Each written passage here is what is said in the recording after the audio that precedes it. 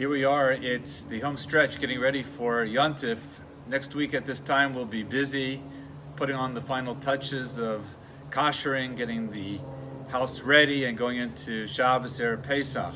We spent a lot of time last night going over the halachos and the unusual customs and all of the twists and turns, and that recording has been sent out with the newsletter, so you can always look at it at your convenience. Let's talk about the Parsha a little bit. We started a new sefer, the Shabbos, Vayikra.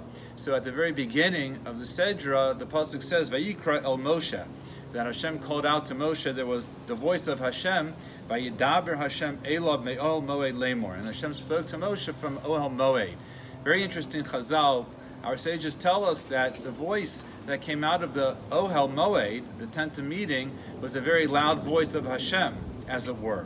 It's the voice of Hashem that can break cedars. Very powerful. And yet, Chazal also tell us that the only one who could hear the voice was Moshe Rabbeinu. If somebody put his ear against the Ohel, the tent, he would not have heard it.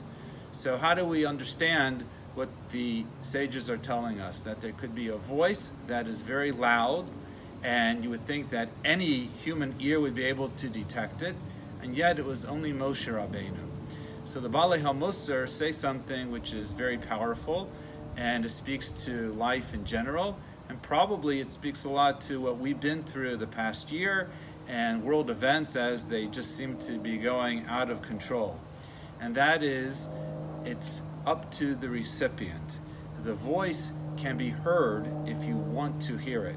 It's the old adage, you see what you want to see, and you hear what you want to hear, and the way you interpret the information is up to you. That is the powerful force of Bechira, of free will, that Hashem gives us.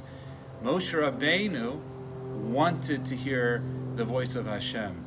Obviously it means because of his level of spirituality, he was attuned to it and he was able to hear it loud and clear, the thunderous voice of HaKadosh Baruch Hu, Kaviyachol.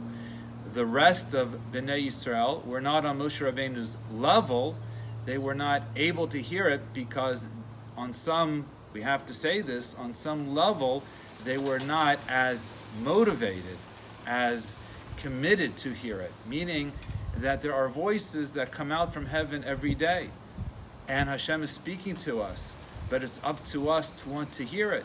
The Mishnah says in Pirkei Avos that every day the voice of Hashem, the Baskol, a voice from heaven, emanates and says that woe to the world because of the humiliation of Torah. If the Baskol of the voice is going out, so why don't we hear it? I never heard it. You never heard it, I would presume. The answer is you have to want to hear it. When we look at the world today and everything that we've been through, and it's an auspicious moment because we're slowly trying our best to get back to shul and bring the community back together again. But the question is, have we heard the messages? Are we going back to where we were over a year ago? Are we going to be different, better than ever? Have we learned lessons? That's always the challenge in life, to learn from the experiences, to realize that it's not just random. There's hashgacha pratis. Obviously, this event has been for the world's benefit, although it's hard to see the benefit per se because of the suffering, unfortunately, and the death. But it's for the benefit in as much as that we have to learn from it. And it's not a contradiction.